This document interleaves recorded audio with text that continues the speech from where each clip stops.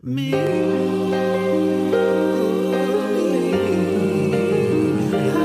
am a memoir. I said a memoir. The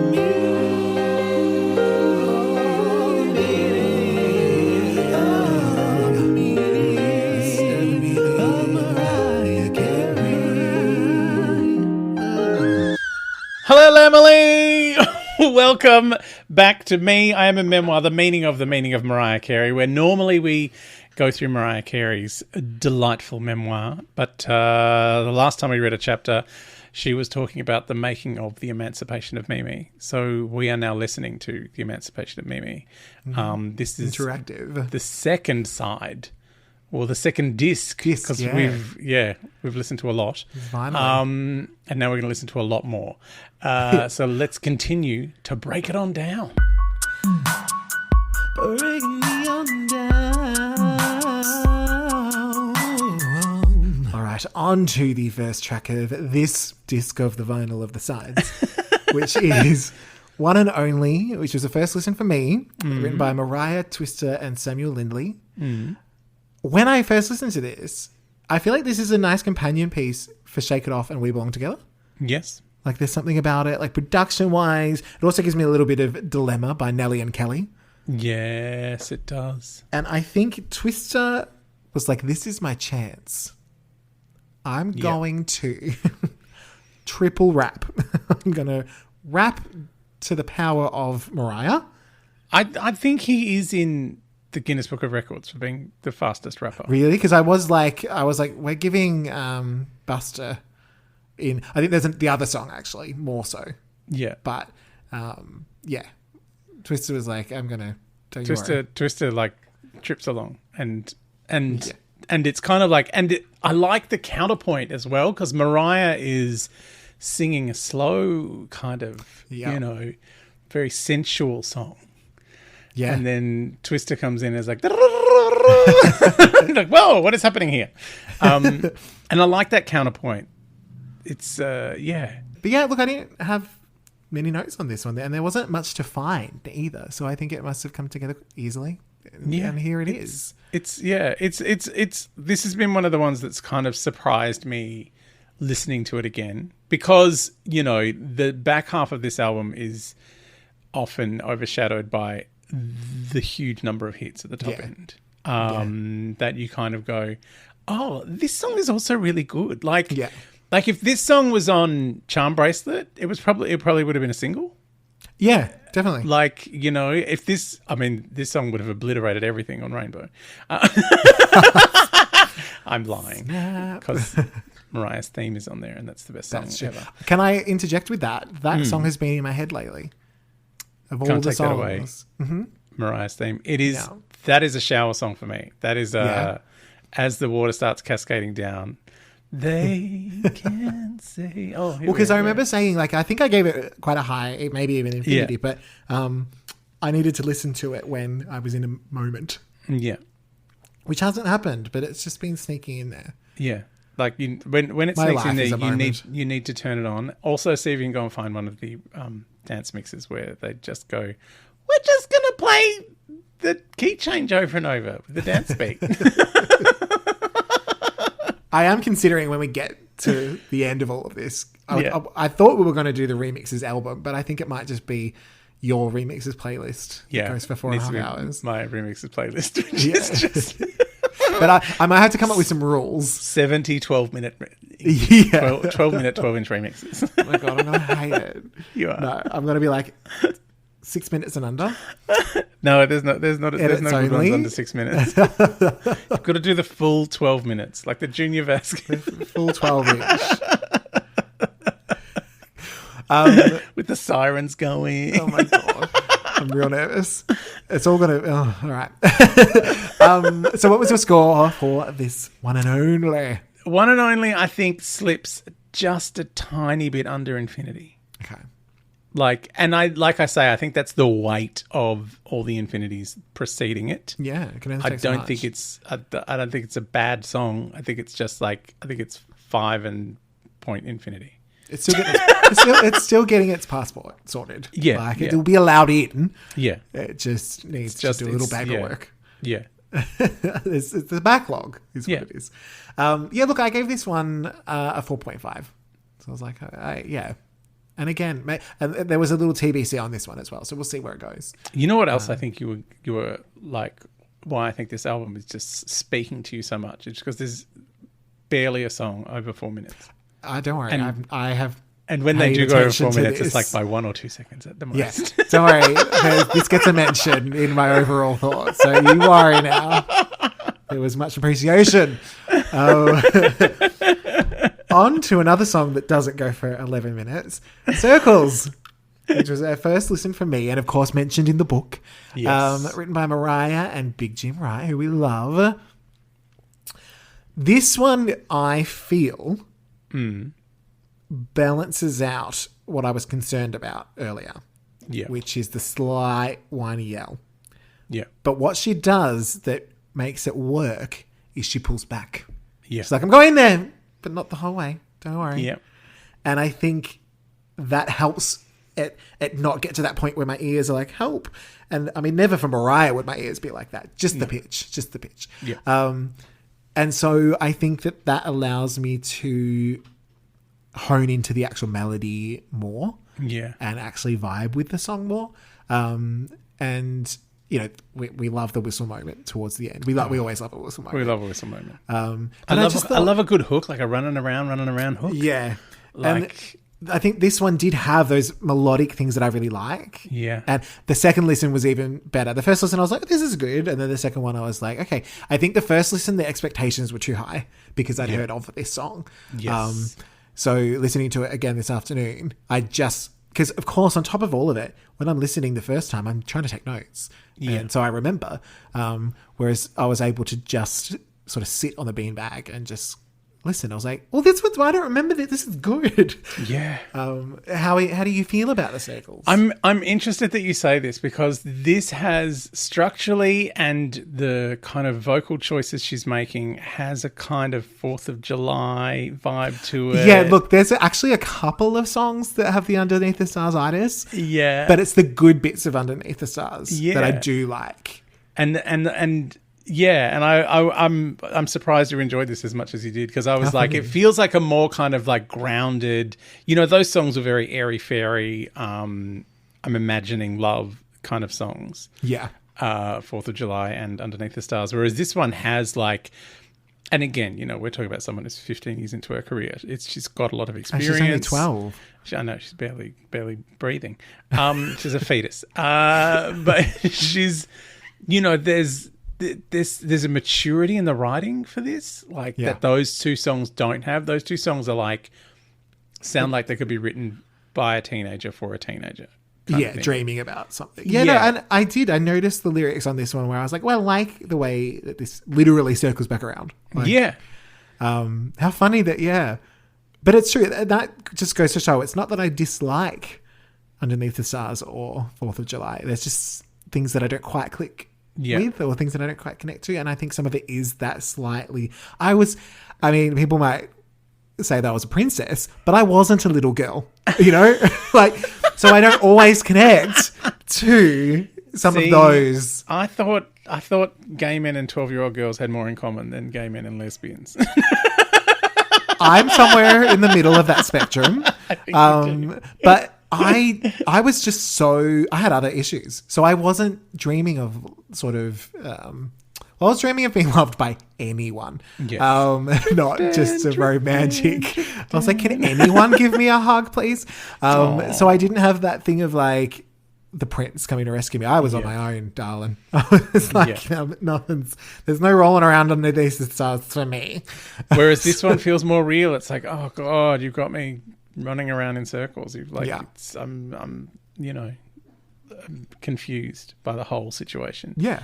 But yeah, lyrically, I think it's far more mature than either of those songs. But there's just some, and also her voice is more mature. Like there's that breathy kind of voice. It's not the kind of girly high breathiness. Like it's got a bit more. She's got a bit more timbre to her now, and it's I really love this song. Again, all of the songs down from here on, from One and Only on, apart from, the two that I was, had loved before, I've got a newfound respect for. I already loved them. Yeah, sure. But I kind of have paid more attention to the structure of them, the production, her vocals. And I just, I like this one. This for me back in the day was just like, oh yeah, that's a song on the album. Yeah. And now it's like, oh, this is I really love something this. else. Yeah. And maybe because I knew those other songs so well, like basically the first 7 songs on this album, I'm like, I know intimately. And I feel like the back half was just like, oh yeah, they're the songs that come on after. Yeah. But listening to them again recently, I'm like, oh yeah, this is just one of those songs that I'm like, oh, there is so much in this that it feels like a silly pop ballad, or not even a ballad really. It's kind of like just kind of mid-tempo kind of. Yeah, mid-tempo. But it's like you go, oh no, there's way more in here than I thought there was. Yeah. So even just speaking of ballads, I don't even think of We Belong Together as a ballad. No, I know. Like there's something else because it's got more of a beat to it. Yeah. Yeah. So for this one, on the first listen, I gave it a 4.25, but then I bumped it up to a 4.5 on the second listen. Oh, up a whole 0.25. I know. Because I don't look when I gave it a second score. I don't look at my original score. So then I come back and I'm like, because sometimes they match and sometimes they don't. I see. Well, this gets, if you just bent that circle in half, it would make an infinity. That's how it works. It is. Unless you did it the wrong way, then it's an 8. Yeah. I don't know. Yeah, no, just sideways twist. Right. I love that you got that because you're like you work visually, but I was like, I'm wondering if this is going to go over. People will be like, what is this talking about? What does he mean? Twist it sideways. It's like that, like the infinity set. Don't worry. Yeah. If you have to explain a joke, it's no good. It wasn't a good joke. Well, that's my brand. All right, on to the next track, which is Your Girl, which was a first listen for me, written by Mariah and Mark Shema, which samples A Life With You by Adiz. That's fun. And it seems to be a bit of a Lamley fave and a Mariah fave. Oh, so yeah, did Mariah say she wanted this to be a single? Yeah, so is this a Fab fave? Again, like I kind of liked it at the time, but listening to it this time, I am like, oh, I didn't like. It's like 2 different songs. Like it's like you kind of you're getting this kind of sweet kind of song, and then suddenly it's like, oh no, now we're going this full kind of high, fast 70s style singing, and I'm like, I don't think I'd ever really engaged with this as much before, and I love this so much more now than I did before. Again, like the whole back end of this album. You're like, I want to go back to the beginning.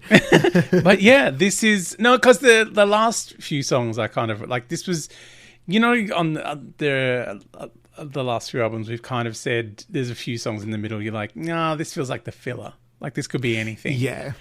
And when the first few times when I used to listen to this album back in 2005, these were the songs in the middle. But now I'm like, oh no, these are great. And look, I think you could still argue that they are the filler for this album, but the standard has just come up. The standard for this album is huge. I mean, there's a reason this album is 9 times platinum or whatever it is, and continues to sell like crazy. Yeah, because it's like every song is a banger. But yeah, Your Girl, it's like it feels like it's one song because it's kind of nice and sweet, and then it's like banging up, and it's not like like she's suddenly belting. It's like this high and urgent, and that kind of like fast.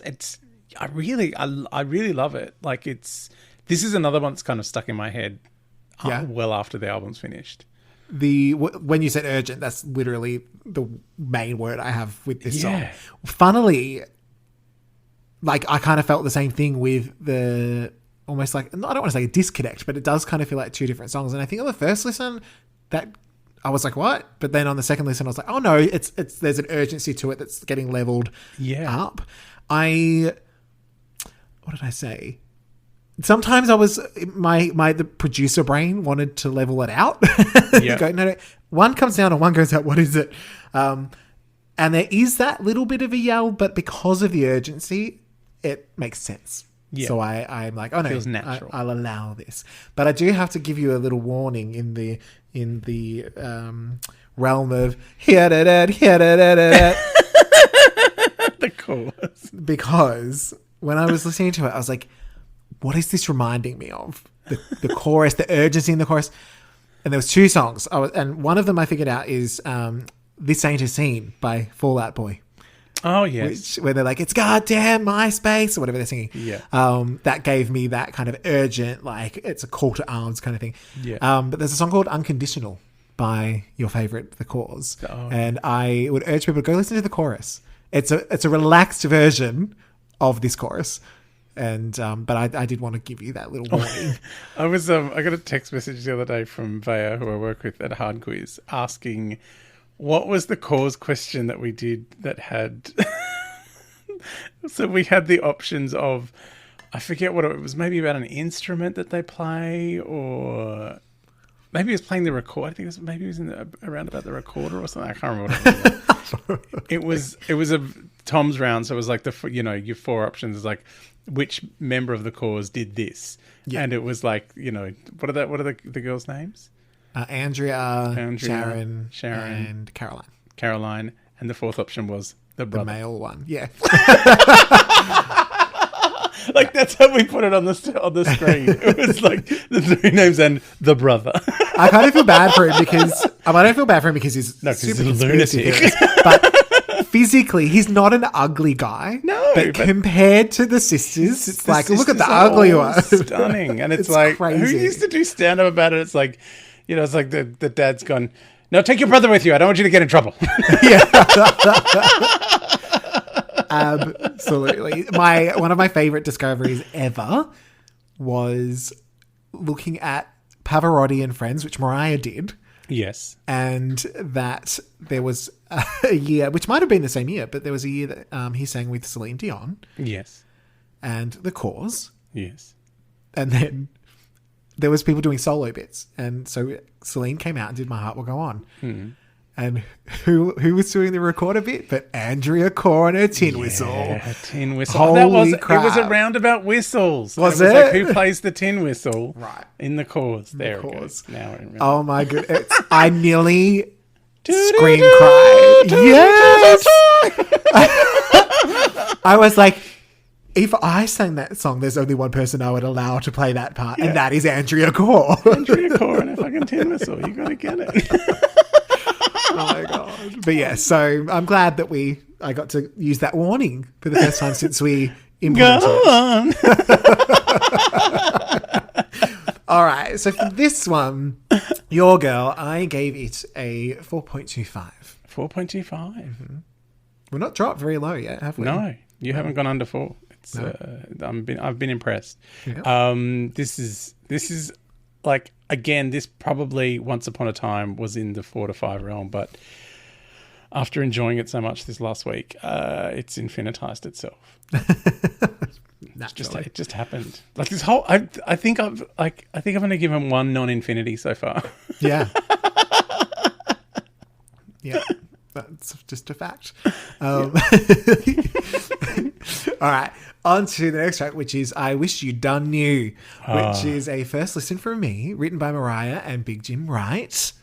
What did I write? So this was probably the first song that I kind of felt could be on any Mariah album. Yeah.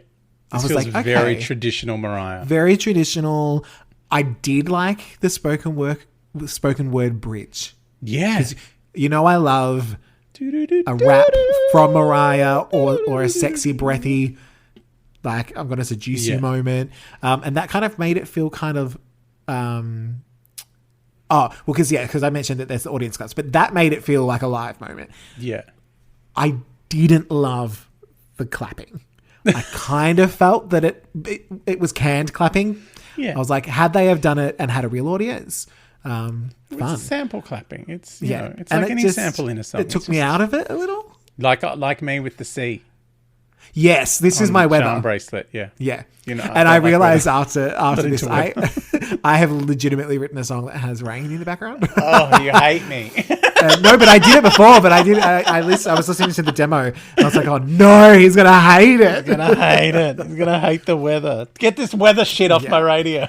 So I think fake, well, not fake clapping, but Although I have to say, I'm into summer rain. There's always an exception. well, obviously, you're not an idiot. But I think the one with this one, I like the relaxed vocal too. I think it's like a nice little change. But I think it suffers a little bit from All My Life itis, where it's like, oh yeah, okay. You know, like this is not bad. I can even sing along in, you know, in my head, I'll remember it, but it doesn't scream, this is the best song from the album. Well, it's hard to, like, there are every song. Imagine if I was like, this is better than We Belong Together. This is the best song Mariah's ever sung, written, or produced. No, I'm just saying it's hard. It's hard on this album for anything to be like, you know, the reason I'm reassessing all these songs now and loving them so much is because they have been overshadowed for so long. Yeah.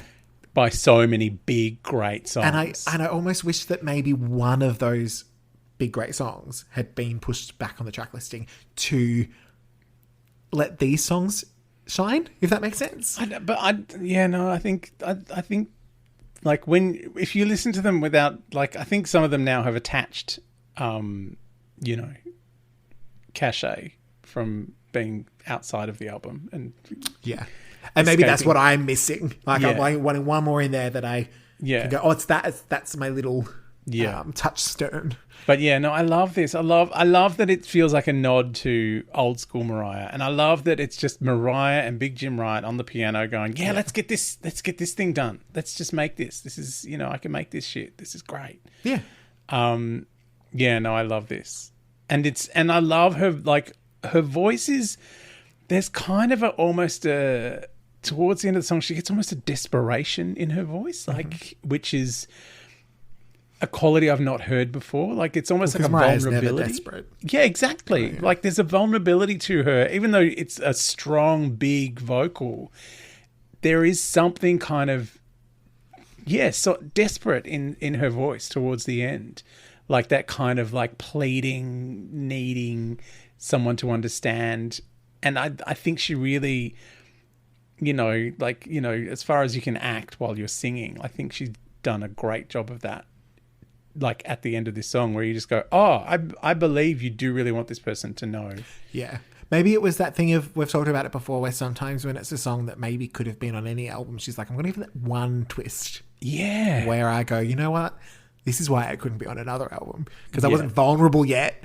Yeah. Now I am. And that is actually a word she used when I think it came to one of the early, either It's Like That or We Belong Together, maybe even making of the video. Like, there was something where she was like, it was vulnerable time. Yeah. Because there was so much writing on it. Yeah. So she put a lot of pressure on herself. Yeah. Because she was like, I need to have not just hits, which I've got, obviously. Yeah. I need a hit in order to shut everyone up, basically. And she, like, I mean, that is the thing that it, like, this album feels like it doesn't, none of it feels safe, but it feels like every song you could release into the world and it would survive. Yeah. Like, and I feel like, you know, and I feel that with Caution as well. I'm just like, all of these songs. Yes. And I think with this one, again, there's the public timeline versus the actual timeline. Yeah. This is not, like, like you said, it's not safe. But it's not like she's gone on some other crazy direction. She's not doing a country album. No, crazy person. It's or the disco shade, or something. The shade, but it's not like she's singing over an old ABBA song like a crazy person, humping a boombox, or a 19-year-old. I don't know what I was going to say now. No. So the progression from sort of, I mean, look, arguably Butterfly into Rainbow was maybe not the best step, but I mean, this is the problem with Butterfly. It's so high, you can't go. Yeah, and I think for a lot of people, you can't go up. And she also was going, as we've heard in the book, she was going through a lot, and it was just like, well, just get an album out. Get it out, yeah. And I think the public idea of that is Butterfly, couple of singles, Glitter, that other album that she might have done. Oh my God, hits. Whereas if you've actually listened to all the other albums, you're like, no, they're still good. Yeah, like there's still... and there's a progression to where she is. Yeah. That was quite natural. It's not all of a sudden.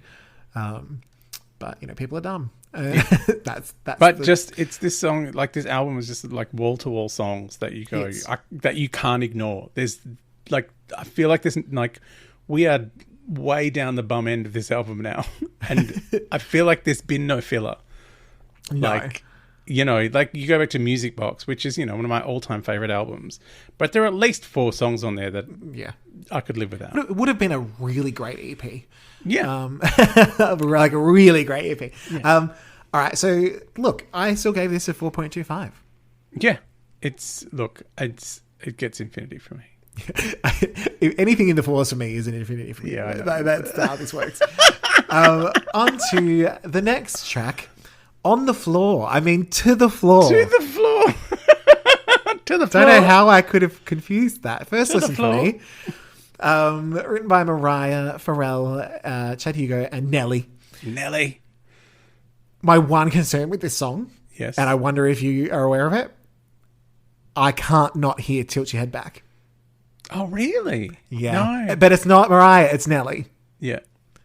Everything he does in this song, he did in Tilt Your Head Back the year before.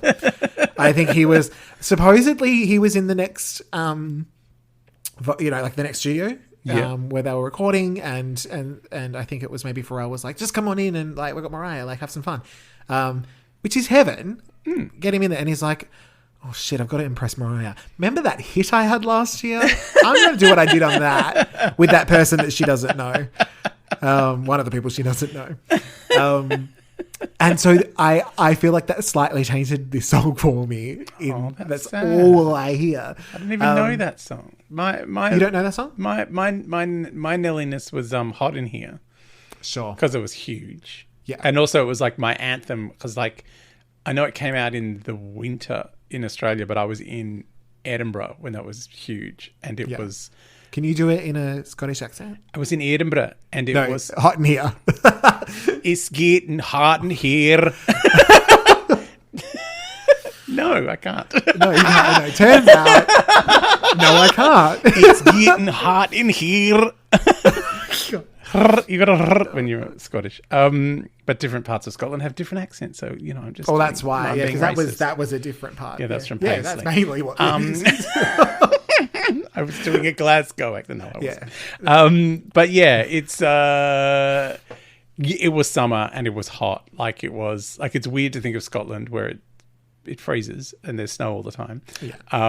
But it was like 35 degrees or something stupid. Like it was crazy hot. And like no one has air conditioning, because why would you? You're practically in the Arctic Circle. Yeah. But yeah, it was really hot, and we went to a lot of clubs, and I think it was 2002. And it was hot in there. It was hot in there. Approximately. We wanted to take off all our clothes. So that was my Nelly love. I was a little disappointed with Nelly's contribution, because it just didn't feel like peak Nelly. Yeah. Look, you need to go away and listen to Tilt Your Head Back, and you will know what I mean. Because I also loved, him and Kelly. Nelly. That's already got a mention on this album. Yeah, I know. Nelly and Kelly. And I do love Nelly, and I think I find Nelly hot in a really odd way. Yeah, I kind of get it. Like, I kind of go, I shouldn't find you hot, because I think, like, you terrify me. But I kind of love him. It's the Band-Aid. It's very sexy. It is. I don't know what is it about the Band-Aid. It's funny because on Get Your Number, JD's delivery is very Nelly. It is very Nelly. I thought because it could easily have been Nelly. I'm talking about the 3 songs that came out when there were only bits of. Yeah. And I knew Nelly was on one of them. And I knew that there was a bit of Pharrell business going on, because it was, To the Floor, Get Your Number, and Say Something. And I thought that was Nelly. Yeah. when I only heard Because I don't snippets. think we've really heard JD sing much. No. Not in my adventures, anyway. But what did you think of the rest of it? I love the production on this. I love like that the beat. The I like beat that it's- is great fun. See, I wrote that Nelly and the beat gets in the way of a really great Mariah song. Do you know what I want, though? So I like Mariah. I like that it's something different from Mariah. Yeah. It is a little Neptunesy again, but I Yes. think I prefer it generally on this one. Yeah. I want an 80s glitter style production of this song without Nelly. With Buster. Yeah, obviously. I just want... I kind of want them to go full Didn't Mean to Turn You On. On this song. Yeah, that would be fun. And I think it's because it's a song about the floor.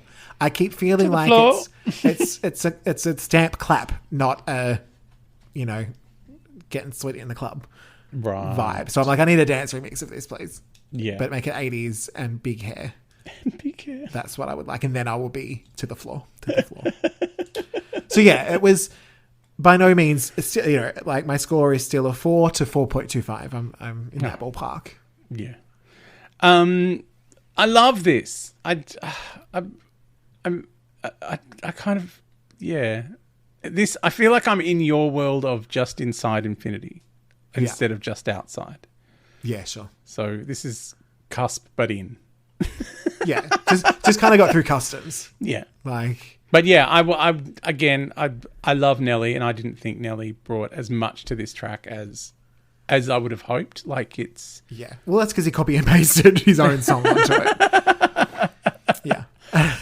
But yeah, it's good. Like it's to the floor. And there's, it's got a lot of Pharrellness going on. It's, it's still a fun Mariah meets Neptune's bit of business. So yeah, it's still great. To the floor. Like I love all that. To the floor. Yeah. That is very Pharrell. Yeah. Yeah, I think I just wanted, because it's got that sparse thing that Pharrell likes. And I'm like, I just wanted a little fuller. Yeah. And that's where the dance elements in my brain came in. I was like, that's what I want. That's what I'm looking for. Yeah. And if it was a single, that would have had remixes. So maybe we should commission a remix album of just this album. Yeah. Well, there's another song coming, I think, that I have another remix idea for. Oh, cool. All right, next track, which is Joyride, First Listen From Me, written by Mariah and Jeffrey Greer, produced by a 15-year-old named Young Genius, who actually lost a part of the track. But Mariah thought it was so good that they were like, we'll just figure it out.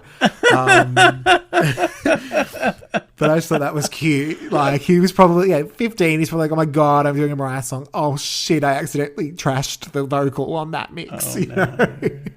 But Mariah was like, it's okay, darling. We'll do it again. We'll do it again. Yeah, we'll fix it. So, okay. I know that I've heard this before. I know. And I don't know where. Has Mariah sampled herself? Like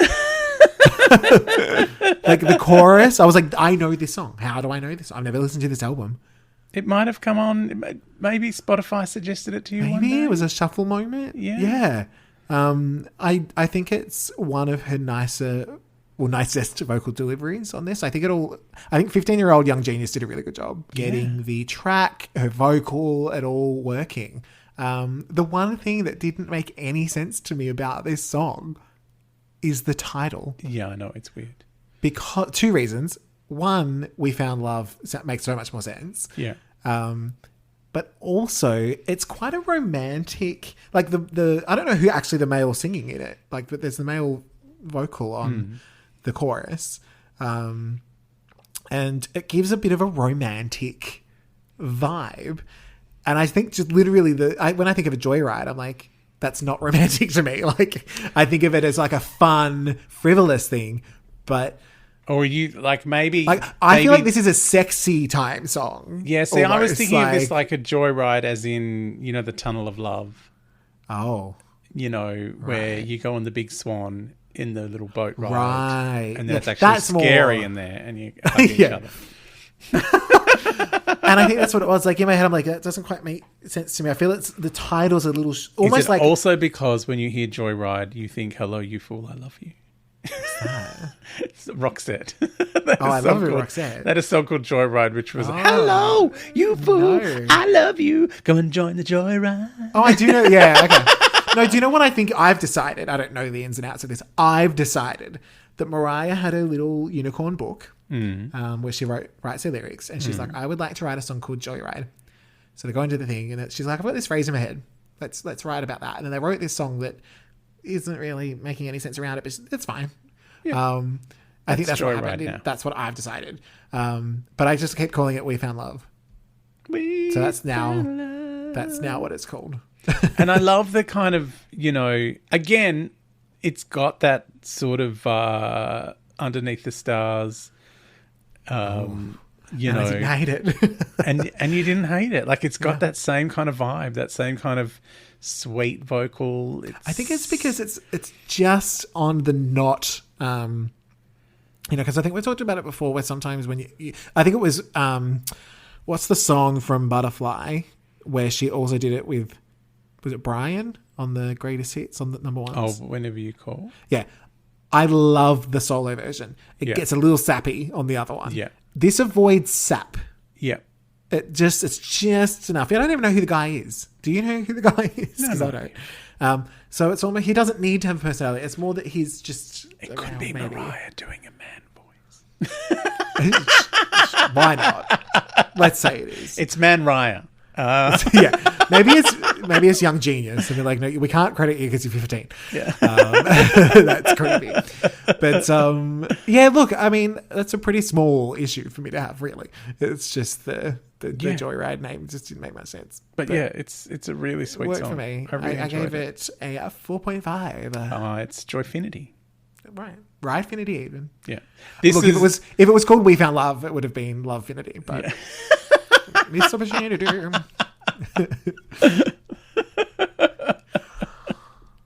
hang on. I've got to go strap my wings on because I have to go up to the roof and what are you take doing? flight. I'm going to take flight. Fly like a bird. All right. The final track of this part of the vinyl, because there might standard be some bonus edition. Tracks. Yes. Fly Like a Bird, written by Mariah and Big Jim Wright. Feat. Pastor Sister Mary Clarence Diane Keaton. Yes. I forgot that because in the chapter I was like Pastor Diane Keaton, but I forgot that we already had a nickname which was Sister Mary Clarence Keaton. So now it's Pastor Sister Mary Clarence Diane Keaton. So many Keatons. And I thought that this was going to be a first listen, but I was like, it's not a first listen because I saw it at the concert in Melbourne. Yeah. And also it was kind of released, like, weirdly. Yeah. But it didn't chart anywhere, so I couldn't find any information around it. But yeah, it seemed to be like maybe a promo. Yeah, I think it was single moment. What I like about this is it's like, as we know, Mariah always has a really personal song on the album. Yeah. Somewhere. And usually the last. Spiritual, usually the last song. I really like that this has a far more joyful gospel feel to it. And my favorite thing is the vocals are exactly perfect and it builds from relaxed to rafters. Oh, yeah. In the exact right order. Yeah. And I think it's maybe one of her best builds vocally as well. But also just the gospel influence, old mate having a chat halfway through. Yeah. And just but like you say, the build, when she talks in the book about this again, on the way to do a steaming number 2, she comes up with with a big soaring hit. It's like, oh, hang on, Jim, don't go. I've got Fly Like a Bird floating around in my head and it's got to come out. And it is like her saying that, coming up with a higher, like those moments in the song, which are all background vocal moments, but then she's squealing on top of it. Yeah. Yeah. And she's literally, her voice is doing the flying like a bird. Like it is. Yes. I also think that the song itself, being so light, does the same thing. It doesn't feel weighed down like some other heavier ballads or other. Like it actually feels like a spiritual moment. Like it feels like, this is one of those moments where she's, she's talking in the book a lot about her relationship with God. She's talking about, her pastor being involved in the song, and it does have that that kind of joyous spiritual feel that, you know, that I get really envious of with people who talk about that stuff. I get really jealous. I'm like, how can I connect to that kind of thing? And, you know, by I do. going to the Church of Mariah. I could go to the Church how you of do Mariah. it. That's exactly, but, you know, and I know I have that in my life for other things that I enjoy as much as, but yeah, it's beautiful hearing, you know, someone express joy and their spirituality in such a glorious way. Like, you know, she's using every bit of her power as a singer, as a songwriter, to create this amazing piece of work. And I feel like, you know, as a capper on this album, you just go, oh, I didn't think there was anything else left in the tank, because we've had so many hits. And so many hits. And like every song has been an infinity, you know, magnet. You have not gone below 4. I haven't. And we're at the end of and the I have album. given some infinities too, which I don't think I've done for a while. No. And this song just feels like this glorious moment. It's almost like, you know, it's almost like she's heard the rest of the album and has gone, oh, I've done it. I've done what I set out to do, and now I'm going to sing my joy. Like, yeah, maybe. It even though that can't possibly be true, because it would have been done way ahead of time. But that's what it feels like putting this at the end of the album. Is like I'm going to sing my joy with what I've just created with all of these great songs, and I love it. It's just such a beautiful moment. And oh my God, we have turned into one of those podcasts that just raves about Mariah and how much we love Mariah. Well, I mean, I still have my moments. Yeah, I know. But I do wonder what this album would sound like without those first 2 songs. That you know, like I'm wondering if that would have changed the trajectory, how we felt about, like all of that. I know. But for this one, so I've split my score into 2. Oh, because for the main body of the song, I gave it a 4.5. But the end, when she starts squealing, gets it straight over the border. Yeah, and it's into infinity. So I was like, she nails that landing. Yeah, she comes like, off the pommel it's when horse. she literally. It's when she whistled. It's when she whistled. I was like, I felt that, Mariah. Yes, I felt that like spiritually, and I wasn't expecting. And I think, do you know what it is? I think it's because it is such a light song that I'm sort of singing. Oh, this is nice, and then it builds and we're going higher and higher. I was like, oh, okay, let's see where we go. Yeah. And then she's like, squeal, squeal, squeal, squeal. I was like, bitch. You got me. Yeah. What was that? The final thing you're going to do on this album is ruin my life. Yeah. So that's how she got over the border. Where she took us to church and we loved it. Yeah. I mean, I'm ready to pose outside Nana Dolores' church wearing a towel. Yeah. Whatever she was wearing. I'm going to go full Jessica Lange in the 2nd season of American Horror Story. I'm laughing and trying to pretend that I remember it. I have seen it, but I blocked it out. At an asylum. Right. Aren't we all? Aren't we all? But yeah, it's just a glorious, like, you kind of go, oh, you did save something best till last. Like it. Yeah. And the suddenness of the end. Yeah. Like where it's just the choir, then we're out. Yeah. There's no final beat. No. It's just there's no voice. Fade. There's no. No, it's just natural kind of. It's done. And that's why I'm always like, you know, because we will have some more songs. Yes. But part of me really almost wishes that we didn't, just in terms of going, no, this is the end. Well, this is the end of the original album as it was released in 2005. Well, see, for some reason on one of the versions I've got, there is one of the bonus tracks on there. Just one of them. Oh, the UK one, I think. Maybe, yeah. So that was confusing. I think UK had Sprung, and I think the Japanese one had Secret Love. Yeah. I think it might have been Sprung. But yes, anyway. All right. But yeah, I listened to this album a lot when it came out, and that was where it ended, and it was perfect. Yeah. And it reminds me, not in the style of it, but in the way that Daydream, I think it was 12 tracks. This is maybe 14. But it's like beginning, middle, end. Yeah. And they're all within, like 4 minutes is the longest. 4 minutes and 3 seconds is your longest song. Yeah. And again, that's going to come back. All right.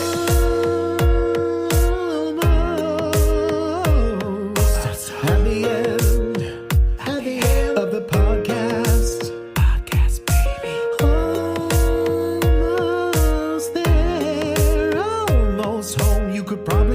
You could say it, but you won't because of copyright. Copyright, that's a no. So, I think we should put this second disc away. All right. Back in the then- gatefold sleeve. And then we're coming back. Are we coming back with the Platinum Edition? We are. Oh, Don't I forget can't about wait. this podcast. I won't forget about this. because- I can't believe we're doing 3 podcasts about the Emancipation of Mimi. I mean, are you that surprised? Not really. Butterfly had 3. It makes sense. It does. It really does. I thought we might get away with the second half, but I don't think we will. No. I think we'd be forced. It would be shoehorning that in, like Joyride title. We'll be racing through them. Yeah. All right. All right. Well, we're back with the third part of Emancipation of Mimi, the Ultra Platinum Edition, and extra bits that turned up in the more recent digital version. Yeah. Oh, yes. All right. Bye, Lamely.